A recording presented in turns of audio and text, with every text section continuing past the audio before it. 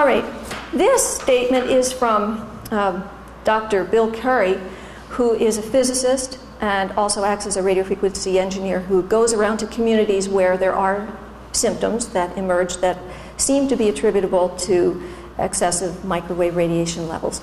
And he said, to reduce the likelihood of damaging the health of humans, pets, and other animals when siting cell towers, towers with omnidirectional antennas should never be placed in close proximity to residences. What about schools? Towers with directional antennas should never be at the same or nearly the same elevation as nearby residences. He learned that from the Duanesburg community and many others. And third, now this is most importantly in terms of understanding how xenobiotic the radiation is. He says, before siting any microwave tower, the existing radio frequency environment should be thoroughly analyzed to avoid, get this, microwave amplification by vector addition of radio frequency fields. Now, what that means, that mouthful, is where we have an environment that has many different kinds of antennas. Let's say there are, in the US there are 6 different cellular phone companies, and then there are Wi-Fi companies using, in some cases, actually different frequencies there. And then there are all kinds of other things. There's police and navigation, there are all kinds of things on top of a single tower, potentially. And then, of course, people are using their cell phones, and maybe in a nearby room, someone may be using a microwave oven. And as Dr. James Cho, the editor-in-chief of the journal Bioelectromagnetics, told me, quote, every microwave oven in the world leaks, unquote.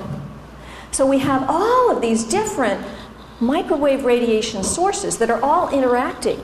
And those waves, from a physics point of view, not only have, as our physicist pointed out after the last lecture, harmonics of their own, which set off a whole new set of frequencies. I didn't want to get into harmonics, but I'm grateful that you did.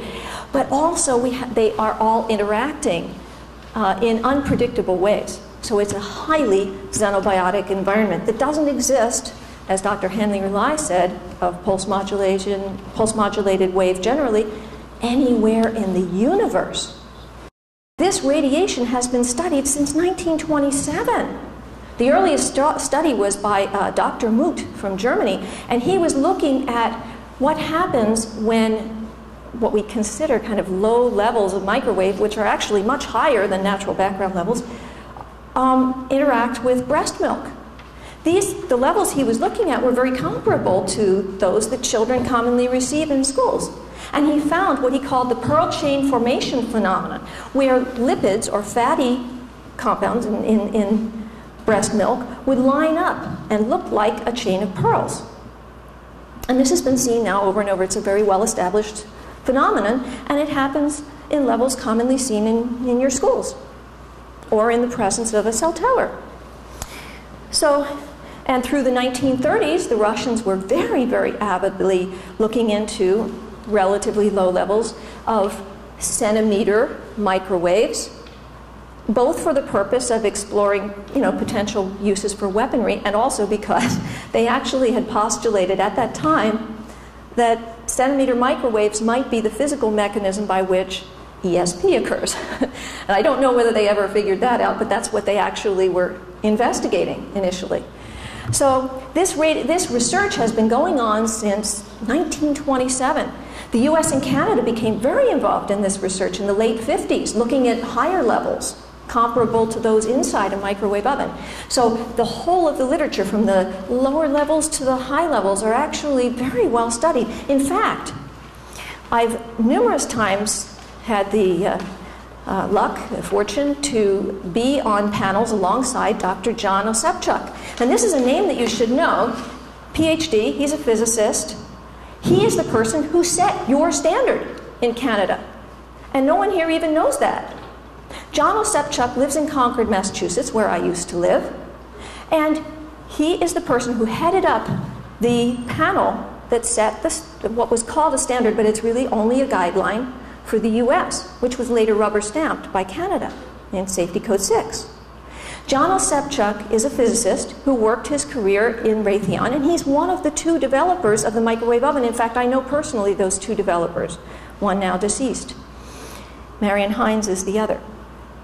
Dr. Hines, when he learned how devastating microwave radiation actually is, became very depressed, and his family believes that that's one of the things that led to his death about 10 years ago. Anyway, Dr. John Osepchuk headed up this committee, and many times he and I have, of course, been in the same fora together, and he always testifies that his committee reviewed more than 20,000 radio frequency studies in order to set this guideline that's now being used by both the US and Canada. So, look at this from 1968. This is US public law. And in Section 354 of the Public Health Service Act Amendment, it says, the Congress hereby declares that the public health and safety must be protected from the dangers of electronic product radiation. Did you know that in 1968, the Congress was absolutely certain? US Congress had no qualms about this. This was, quote unquote, known. This was factual. The US had been investigating it strongly for more than 10 years. There was no question in anyone's mind. Subsequently, in 1972, the US Navy put out a review of radio frequency radiation bioeffects with something like 2,300 studies. And then we learned that in 1990 and 91, Dr. John Osepchuk and his committee reviewed more than 20,000 studies.